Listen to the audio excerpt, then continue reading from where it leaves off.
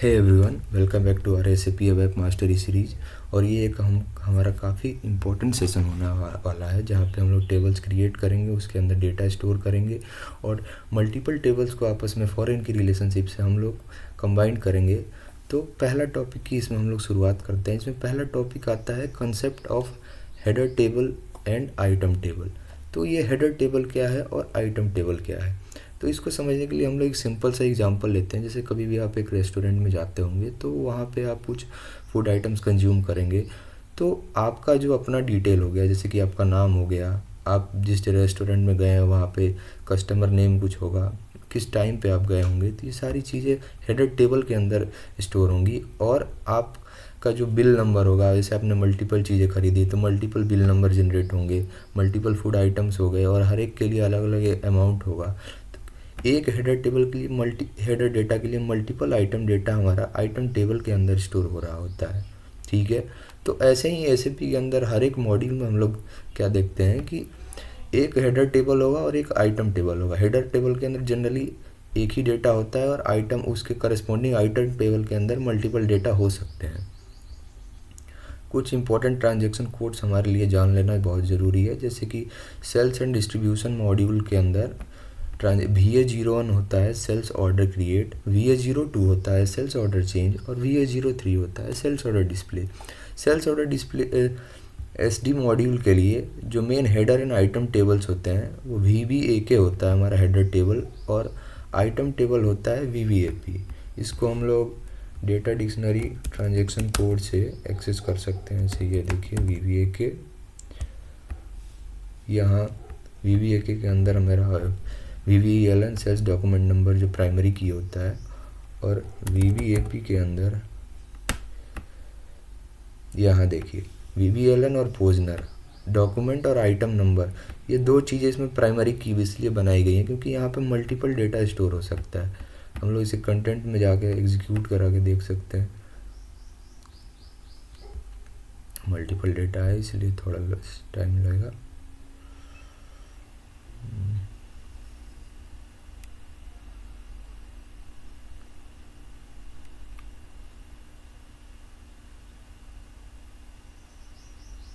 बहुत ज़्यादा डेटा है।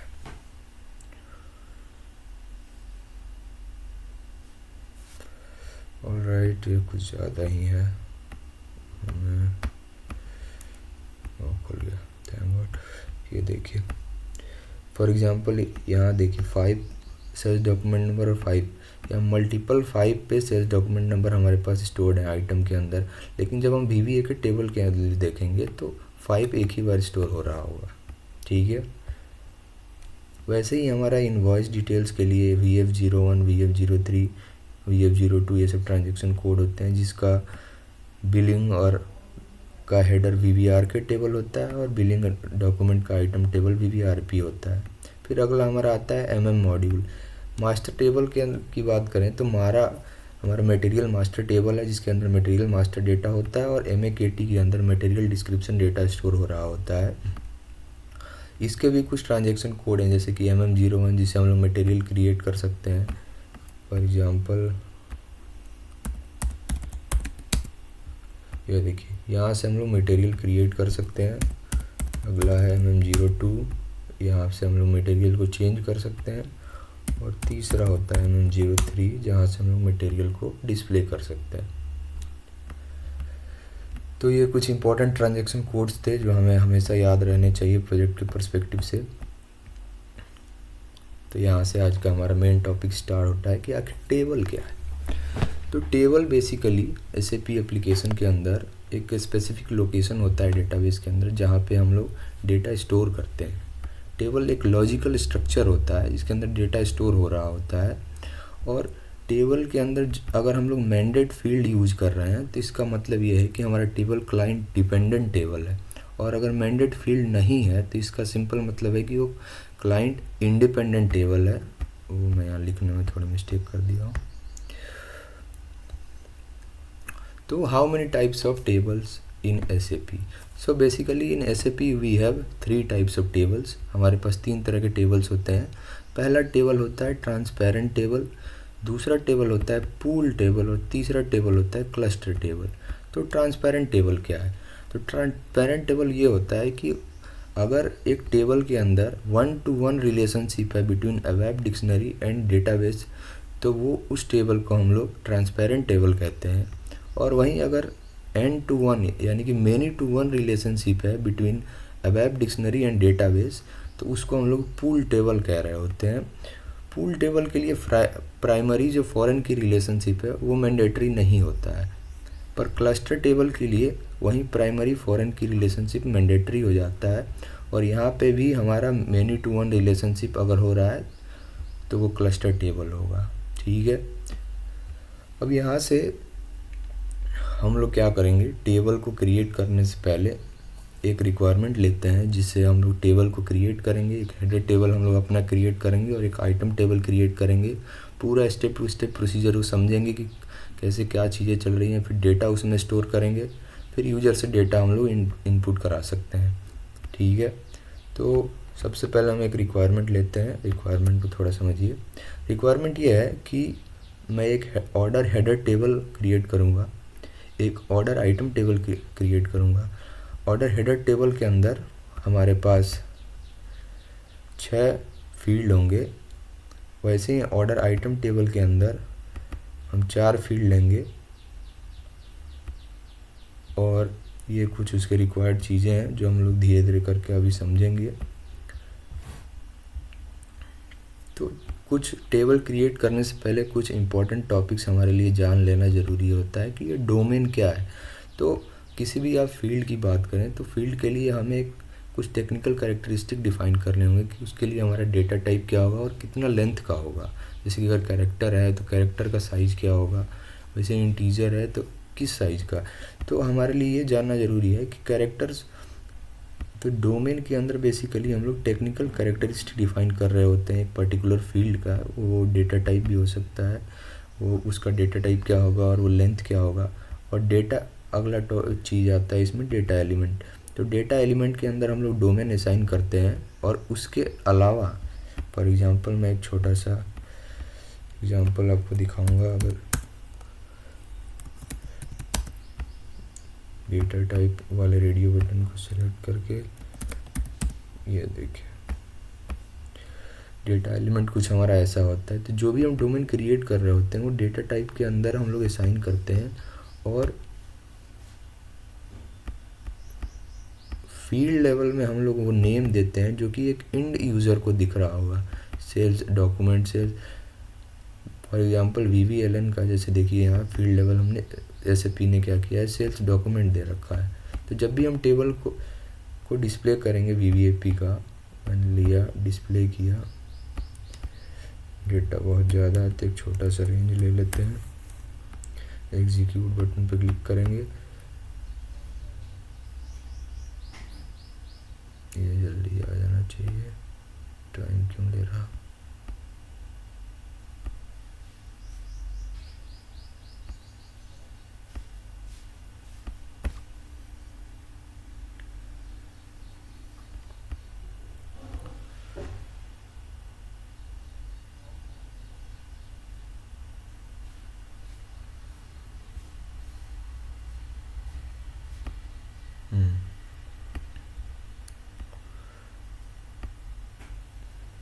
यहाँ VVLN नहीं आ रहा है, कोई नहीं, छोड़ो इसको।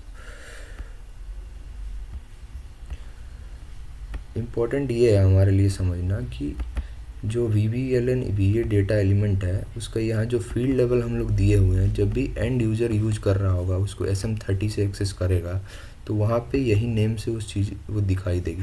जब हम अपना टेबल क्रिएट कर लेंगे तो इस चीज़ को और समझना ज़्यादा आसान रहेगा, तो उस समय इसको ज़्यादा अच्छे से क्लियर कर पाएंगे। बाकी ये चीज़ें हम लोग स्टार्ट करते हैं टेबल क्रिएशन। तो पहला रिक्वायरमेंट हमारा है ऑर्डर हेडर टेबल क्रिएट करना। ठीक है, तो उसके लिए हम लोग SE11 ट्रांजैक्शन कोड में आ गए, जेड से नेमिंग कन्वेंशन को फॉलो करेंगे। फॉर मैं लेता हूँ ZAR order header table, create button पर क्लिक करेंगे। अब देखिए यहाँ पहला ही पहला रिक्वायरमेंट हमारा शॉर्ट डिस्क्रिप्शन देना, तो ऑर्डर हेडर टेबल नाम दे दिया।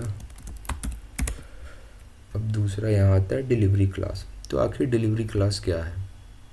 तो डिलीवरी क्लास को ज़रा समझिए कि जब भी टेबल हमारा जो है इंस्टॉलेशन से अपग्रेड पे जाएगा या कस्टमर सिस्टम के बीच में ट्रांसपोर्ट हो रहा होगा, तो उस टेबल को हम लोग कैसे कंट्रोल कर रहे होते हैं, ये या हम लोग डिलीवरी क्लास में देना जरूरी है। F4 बटन यहाँ प्रेस करेंगे तो एक सेकंड, ये देखिए कि हमारा टेबल कैसा है। यहाँ से जब डिलीवरी क्लास में टेबल जब जा रहा होगा तो इन दोनों फेज के अंदर कंट्रोल कैसे होगा, ये हमें यहाँ डिफाइन करना होता है।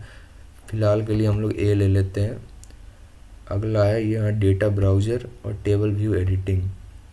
क्योंकि हमें टेबल को मेंटेन भी करना है, डेटा स्टोर भी करना है, तो डिस्प्ले मेंटेनेंस अलाउड ये वाला हम लोग सेलेक्ट कर लेते हैं। फिर फील्ड वाले टैब पे क्लिक करेंगे और यहाँ पे हम लोग अपने टेबल के फील्ड्स डिफाइन करेंगे। तो रिक्वायरमेंट हमारी है, पहली है क्लाइंट नंबर पहले पास करना है, तो मैंडेट क्लाइंट नंबर होता है। तो पहले तो नाम दे देंगे मैंडेट के लिए डेटा एलिमेंट बिल्ट इन है, तो उस पर ज़्यादा ध्यान देने की ज़रूरत नहीं है।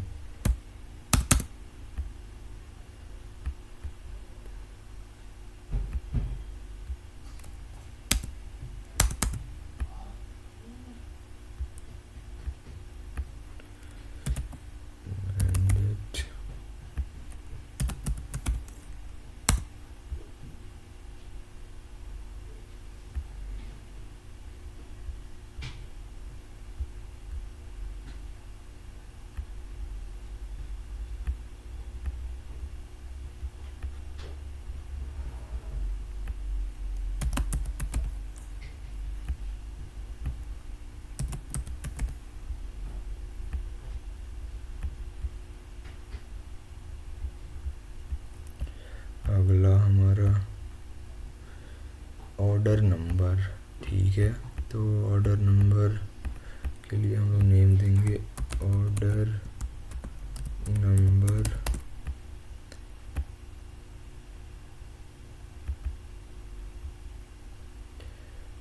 जेड, या चलिए कोई डेटा एलिमेंट मान लीजिए मैं देता हूँ ऑर्डर नंबर इस, क्योंकि अब हमें इसके लिए डेटा एलिमेंट और डोमेन डिफाइन करना है। तो मैं इस ऑर्डर नंबर पर डबल क्लिक करूँगा तो यस, इससे पहले हमें पैकेज असाइन करना होगा जो प्रीवियस वीडियो में ले चुके हैं। इंटर प्रेस करेंगे, फिर से इंटर। ये कह रहा है कि डेटा एलिमेंट एग्जिस्ट नहीं करता, तो यस पे क्लिक करेंगे। शॉर्ट डिस्क्रिप्शन मैंने दे दिया ऑर्डर नंबर। यहाँ अगेन सेम ही नेम मैं डोमेन के लिए भी दे देता हूँ और फील्ड नेम भी पहले असाइन कर लूँ, फील्ड लेवल, सॉरी ये मेरा हो गया फील्ड लेवल। फिर मैं इस पर डबल क्लिक करके डोमेन भी क्रिएट कर लूँगा। यहाँ भी दे दिया ऑर्डर नंबर। ये देखिए मैंने अभी थोड़ी देर पहले आप लोगों को समझाया था कि ऑर्डर नंबर के अंदर बेसिकली हम लोग क्या कर रहे होते हैं कि हम लोग data type and length define कर रहे होते हैं। तो डेटा टाइप की बात करें तो हमारा जो रिक्वायरमेंट है वो कह रहा है कि नमसी का लेंथ और डेटा टाइप होना चाहिए और लेंथ उसका 10 होना चाहिए। तो ये हो गया हमारा नमसी और उसका लेंथ हमको 10 देना है। तो यहाँ इंटर प्रेस करेंगे, फिर हम लोग इस डोमेन को सेव कर लेंगे। सेव करने के बाद हमें दो चीज़ करना मैंडेटरी होता है। पहला होता है कि कंट्रोल F2 प्रेस कर सकते हैं या फिर इस चेक बटन पे क्लिक करके एरर देख लेंगे कोई एरर है कि नहीं। मैसेज आ गया नो इनकन्सिस्टेंसी फाउंड, फिर हम लोग इसको एक्टिवेट कर लेंगे। इंटर प्रेस करके हमारा डोमेन एक्टिवेट हो गया। फिर पहले जाके फिर से हम अपना डेटा एलिमेंट एक्टिवेट कर लेंगे। डेटा एलिमेंट भी एक्टिवेट हो गया।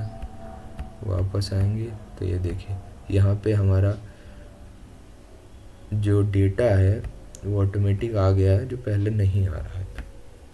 तो पहला फील्ड हमने क्रिएट कर लिया, ऑर्डर नंबर। दूसरा है फिर ऑर्डर डेट, फिर पेमेंट मोड। तो आइए थोड़ा तेज़ी में करना शुरू करते हैं। Order date, ZAR order date. Again इस पर डबल क्लिक करेंगे, yes yes. Order date ZAR ORDR, यह हमारा order date field level pass करेंगे।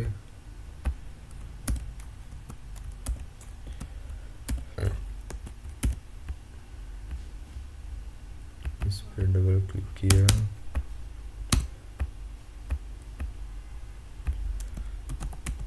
Order date. इसका डेटा टाइप और लेंथ क्या रिक्वायर्ड है, डेट्स, ये तो स्टैंडर्ड है, DATS। देखिए लेंथ इसका ऑटोमेटिक 8 होता है और आउटपुट लेंथ 10 ही होता है। इसको हम लोग सेव कर लेंगे और एक्टिवेट कर लेंगे।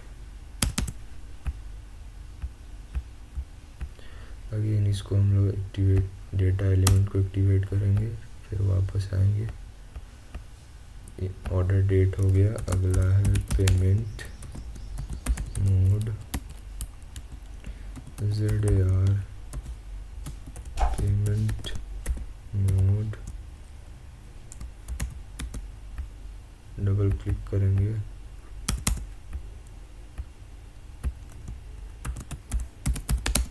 Payment mode ZAR payment mode.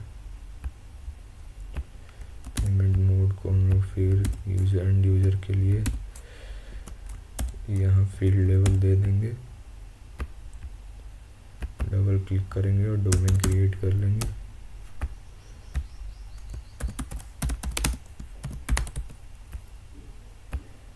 Payment mode में हम लोग को एक इम्पोर्टेंट चीज़ समझना ज़रूरी है। हमारे यूज़र क्या चाहता है कि उसका डेटा टाइप का लेंथ कैर हो, डेटा टाइप कैर हो और उसका लेंथ 1 हो, और उस 1 में ये हमें पॉसिबल वैल्यूज पास करनी है कि वो वहाँ हम उसे ऑप्शन दे रहे होंगे कि सेलेक्ट करने का। ये चीज़ हम लोग बाद में अच्छे से क्लियर होंगी, अभी के लिए इतना रहने देते हैं। और ये करेंगे कैसे, ये देखिए। पहले तो हम इसे लेंथ दे देंगे, कैर डेटा टाइप दे देंगे, करेक्ट लेंथ 1 दे देंगे। वैल्यू रेंज में आएंगे तो यहाँ देखिए हमारा यूज़र क्या चाहता है कि सी के लिए एक फ़िक्स वैल्यू उसको मिले कि क्रेडिट कार्ड से उसने पेमेंट करा है, डी से उसने डेबिट कार्ड यूज़ किया है, और एन से नेट बैंकिंग। तो वैल्यू रेंज हम लोग डोमेन में प्रोवाइड कर सकते हैं, SAP का एक फीचर है। इसे अगेन हम लोग 7 एक्टिवेट कर लेंगे। बैक में जाके अपने पेमेंट मोड के डेटा एलिमेंट को एक्टिवेट कर लेंगे। अगला है टोटल अमाउंट एंड करेंसी, ठीक है। तो टोटल अमाउंट भी क्रिएट कर लेते हैं। Total amount ZAR total amount.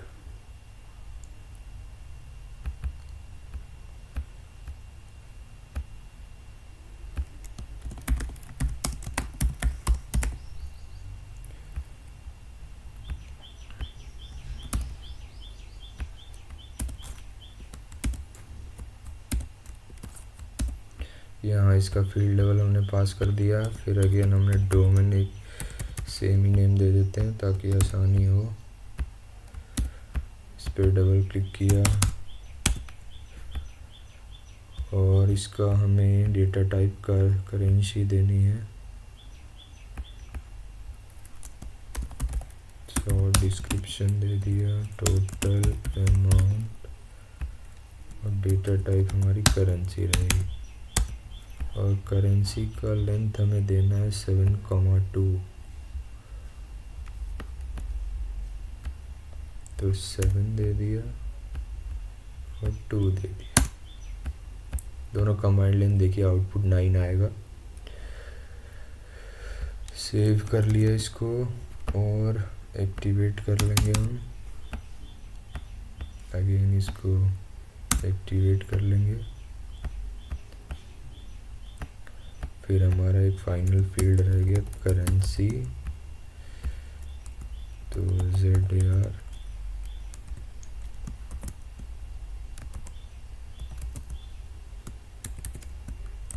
Currency. Data element के लिए short description currency, field level हो गया करेंसी। एक चीज़ हमारे लिए बेहद इम्पोर्टेंट है कि अगर फील्ड लेवल हम यहाँ खाली छोड़ देंगे तो जब भी आप SM30 में जाके देखेंगे तो वहाँ पे जो कॉलम नेम होगा उसकी जगह प्लस साइन आएगा। इसीलिए फील्ड लेवल हमारे लिए हमेशा मैंडेटरी होता है कि हमें वहाँ फुलफिल करें। करेंसी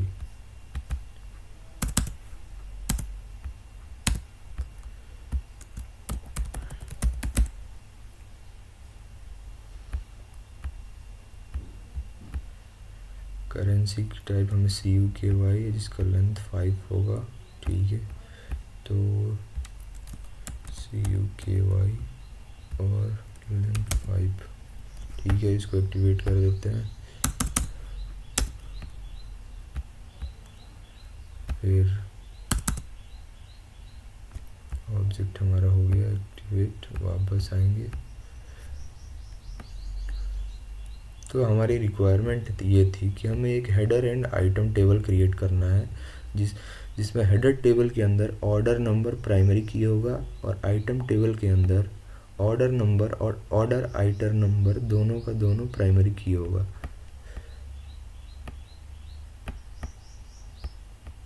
तो हम लोग अपने ऑर्डर नंबर को प्राइमरी की पास कर देंगे। इसके अलावा हमें अब टेक्निकल सेटिंग्स देना होगा इस टेबल के लिए। तो टेक्निकल सेटिंग के लिए ये 2 चीज़ें हमें देना मैंडेटरी होता है। तो पहला है कि ये डेटा क्लास हमारा क्या है। तो आखिर डेटा क्लास टॉपिक है क्या। तो डेटा क्लास बेसिकली जो है, डेटा क्लास एक पोर्शन होता है या फिर फिजिकल एरिया होता है डेटाबेस का जहाँ पे हमारा टेबल एक्चुअली में स्टोर हो रहा होता है। यहाँ आप F4 ऑप्शन अगर प्रेस करते हैं तो आप देखेंगे कि कौन सी तरह का लोकेशन होगा जहाँ हमारा डेटा स्टोर हो रहा होगा। तो हम लोग यहाँ APPL 0 ले लेते हैं। साइज़ कैटेगरी में भी बहुत सारे ऑप्शन यहाँ हमें अवेलेबल है, कितना डेटा हमारा उसमें स्टोर होगा। क्योंकि हमारे रिक्वायरमेंट के हिसाब से बहुत ज़्यादा डेटा है नहीं, तो हम लोग 0 ही ले लेते हैं। फिर इसको सेव करके बैक पे जाएंगे और टेबल को कंसिस्टेंसी इनकंसिस्टेंसी हम लोग चेक कर लेंगे, टेबल में कुछ एरर तो नहीं है। देखिए, हमने एक छोटी सी गलती यहाँ कर दी। पहली गलती ये कि टोटल अमाउंट के अंदर जो हम लोगों ने करेंसी फील्ड लिया है उसके लिए हमने कोई एक रेफरेंस फील्ड नहीं दिया है। तो ये कैसे देते हैं। तो हम लोग करेंसी एंड क्वांटिटी फील्ड पे क्लिक करेंगे और हम अपने टेबल में आएंगे। तो रेफरेंस हम लोग इसी टेबल का दे देते हैं और फील्ड हो जाएगा हमारा करेंसी। ठीक है, एक्टिवेट कर दिया, कोई एरर नहीं है। अब हमारा टेबल हो चुका है क्रिएट। तो हम लोग टेबल के अंदर डेटा स्टोर कर सकते हैं। डेटा कैसे स्टोर करते हैं, हम लोग यूटिलिटीज़ पे क्लिक करेंगे, टेबल कंटेंट्स में जाएंगे और क्रिएट एंट्री पे क्लिक कर देंगे। सपोज मैंने ऑर्डर नंबर पास कर दिया 10, ऑर्डर डेट समथिंग आज का 16/03/2024, पेमेंट मोड क्रेडिट कार्ड ले लेता हूँ, टोटल अमाउंट समथिंग 200 और सपोज इट इज़ USD।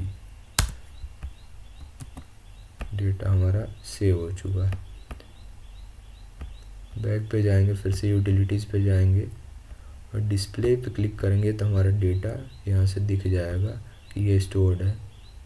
ठीक है,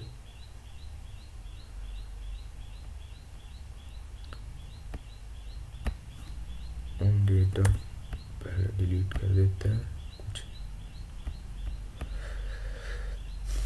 अब ये तो ये हो गया कि मैंने टेबल क्रिएट किया, मैं एज ए डेवलपर यहाँ से डेटा स्टोर कर सकता हूँ, पर जब भी ये कस्टमर के पास जाएगा तो वो उसके पास डायरेक्ट टेबल का एक्सेस नहीं होता है, क्योंकि कस्टमर या यूज़र क्या कर सकता है, कुछ पार्टिकुलर चेंजेस इसमें ला सकता है, इससे हमारा पूरा टेबल इनकन्सिस्टेंट हो जाए। फॉर यूज़र परस्पेक्टिव हम लोग क्या करते हैं, एक table maintenance generator TMG create करते हैं। TMG क्रिएट करने के लिए हमें क्या करना होता है कि हम लोग जाएंगे यूटिलिटीज़ पे, टेबल मेंटेनेंस जनरेटर सेलेक्ट करेंगे। ऑथराइजेशन ग्रुप आपको आपकी कंपनी प्रोवाइड करेगी प्रोजेक्ट के हिसाब से, अगर कुछ ऑथराइजेशन नहीं देना है तो %NC हम लोग यहाँ दे देते हैं। फंक्शन ग्रुप में हम लोग टेबल नेम पास कर देंगे। इसमें आता है कि मेंटेनेंस टाइप आप क्या रखना चाहते हैं, कि 1 स्टेप रखना चाहते हैं या 2 स्टेप रखना। 1 स्टेप में क्या होगा, जहाँ से आप डेटा स्टोर करेंगे वहीं पे आप उसे चेंज कर पाएंगे, पर 2 स्टेप में क्या होगा कि 2 स्क्रीन आपके लिए अलग अलग मिलेगी। तो फिलहाल के लिए हम लोग 1 स्टेप सेलेक्ट कर लेते हैं। फाइंड स्क्रीन नंबर पर क्लिक करके एक SAP की तरफ से ही स्क्रीन नंबर जनरेट हो जाता है। फिर हम लोग इस सेव बटन पे क्लिक करके मल्टीपल टाइम एंटर प्रेस करेंगे और TMG हमारा सक्सेसफुली जनरेट हो चुका है। तो ये चेक करने के लिए हम लोग क्या कर सकते हैं, SM30 ट्रांजेक्शन कोड में जाके हमें देखना होगा। तो जब हम SM30 में जाएंगे तो ये हमारा अभी टेबल हमने क्रिएट किया है, हम लोग डिस्प्ले क्लिक करेंगे तो ये देखिए हमारा डेटा यहाँ आ रहा है जो हमने स्टोर किया था। तो मेंटेन पे क्लिक करके हम लोग डेटा यहाँ से चेंज कर सकते हैं। इससे हम लोग रो को सेलेक्ट करेंगे और डेटा इंटर कर देंगे, फिर सेव कर लेंगे। तो यहाँ से हमारा ऑर्डर हेडर टेबल क्रिएट हो चुका है। अगला हमारा रिक्वायरमेंट ये है कि हमें ऑर्डर आइटम टेबल क्रिएट करना है। तो उसके लिए ऑर्डर आइटम टेबल हम लोग क्रिएट करेंगे।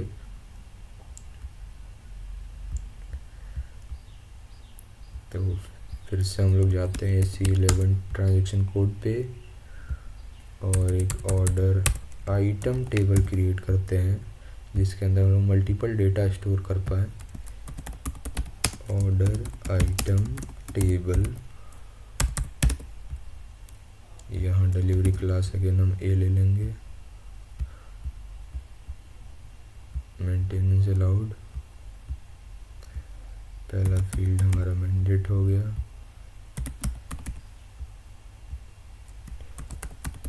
ऑर्डर नंबर,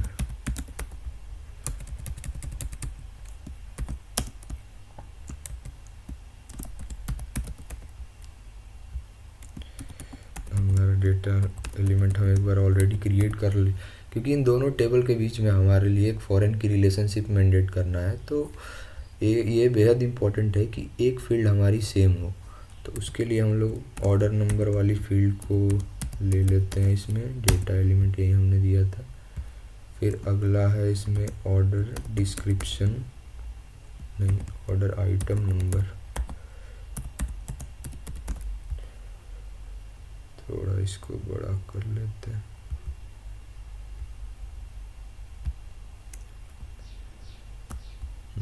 ये ठीक है। ऑर्डर आइटम नंबर का num_c2 लेंथ होगा, तो ZARORDR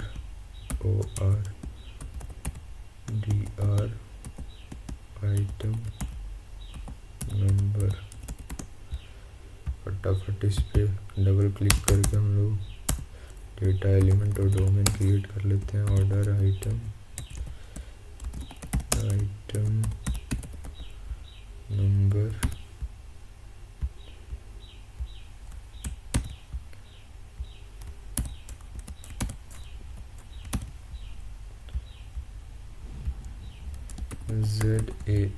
ZARORDR आइटम नंबर।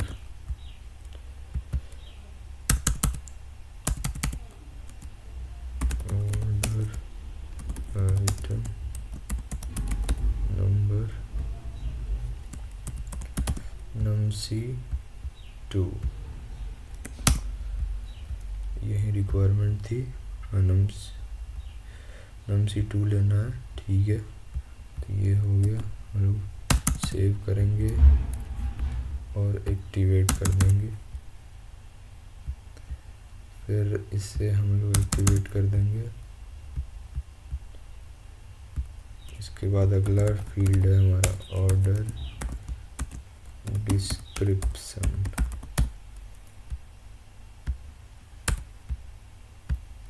तो ZAR ORDR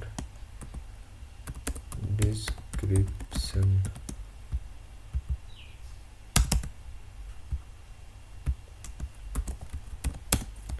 ऑर्डर डिस्क्रिप्शन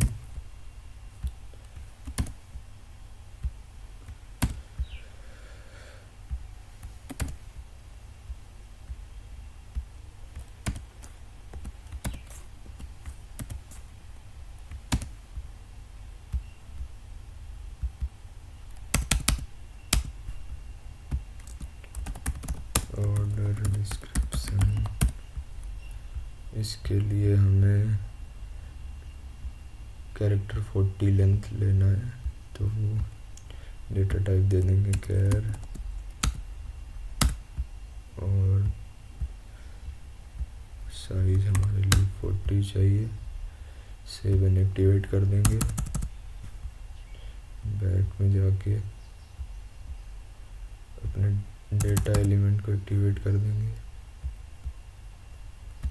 फिर हमारा फाइनल है आइटम कॉस्ट करेंसी 7 लेंथ के साथ, ठीक है। तो आइटम कॉस्ट ले लिया, ZAR item cost, double click करेंगे।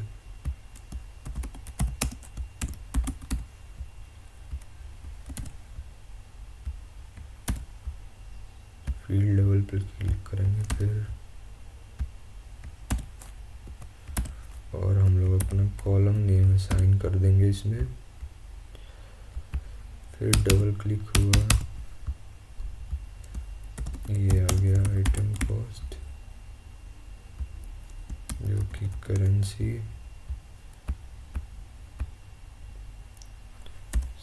7 और 2।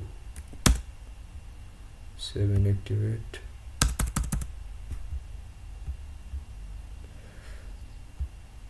बैक पे जाएंगे और इसे भी 7 एक्टिवेट कर देंगे। फिर हम लोग अपना प्राइमरी की असाइन कर देंगे ऑर्डर नंबर और ऑर्डर आइटम नंबर को, क्योंकि ये हमारा आइटम टेबल है। इसके अंदर एक करस्पॉन्डिंग हेडर टेबल के लिए मल्टीपल आइटम डेटा हम लोग स्टोर करने वाले हैं, इसलिए यहाँ मल्टीपल प्राइमरी की देना इम्पोर्टेंट है। फिर टेक्निकल सेटिंग में हम लोग जाएंगे, यहाँ APPL 0 दे देंगे, साइज अगेन 0, सेव कर देंगे सेटिंग को। बैक आके टेबल को एक्टिवेट कर देंगे। फिर से एरर आ गया क्योंकि हमने एक रेफरेंस की करेंसी फील्ड के लिए नहीं दी थी। तो करेंसी क्वांटिटी में जाएंगे, अपना ZAR ऑर्डर हेडर टेबल का नाम दे देंगे और करेंसी।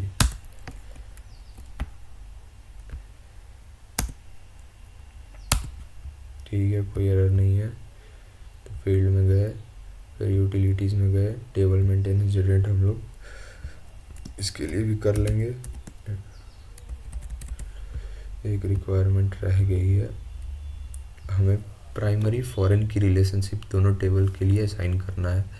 तो उसके लिए हम लोग क्या करेंगे, पहले TMG क्रिएट कर लेते हैं। NCNT फंक्शन ग्रुप में अगेन टेबल नेम,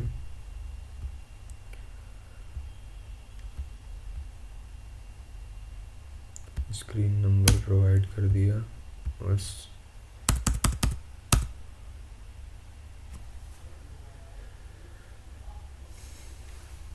ये देखिए हमारी TMG जनरेट हो गई। अब हम इस बेसिस पर दोनों टेबल के बीच में प्राइमरी फॉरेन की रिलेशनशिप असाइन करना चाहते हैं। तो हम लोग फॉरेन कीज़ पे क्लिक करेंगे और चेक टेबल के अंदर हम लोग क्या करेंगे, अपना ऑर्डर हेडर टेबल पास करेंगे। क्रिएट प्रपोजल पे क्लिक करेंगे तो यहाँ हमारी फील्ड आ गई, क्योंकि हम लोग सिर्फ ऑर्डर नंबर के बेसिस पे चाह रहे हैं। तो और कार्डिनलिटी, यहाँ पे ये एक इम्पॉर्टेंट चीज़ है। कार्डिनलिटी बेसिकली ये डिफाइन करेगा कि हमारा हेडर टेबल के अंदर कितना आइटम होगा और उसके करस्पॉन्डिंग आइटम टेबल के अंदर कितना डेटा होगा। तो ऑर्डर टेबल के अंदर एक डेटा के लिए हम लोग मल्टीपल आइटम चाह रहे हैं, तो 1:n कार्डिनलिटी हम लोग यहाँ प्रोवाइड करके ये रिलेशनशिप हमारी अप्लाइड हो चुकी है। उसके बाद हम लोग अपना टेबल एक्टिवेट कर देंगे। टेबल एक्टिवेट हो गया।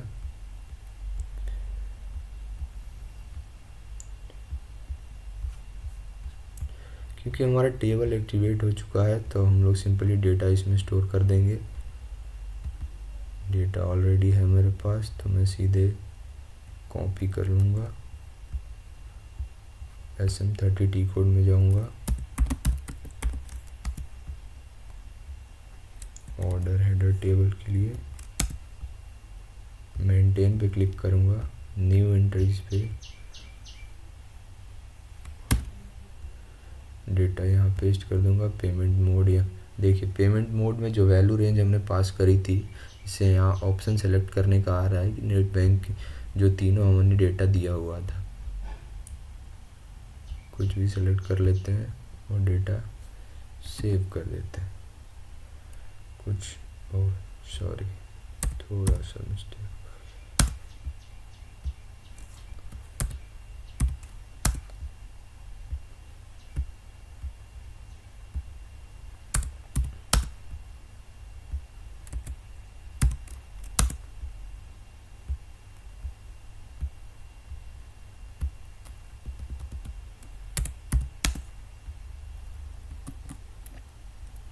डेटा हमारा सेव हो गया।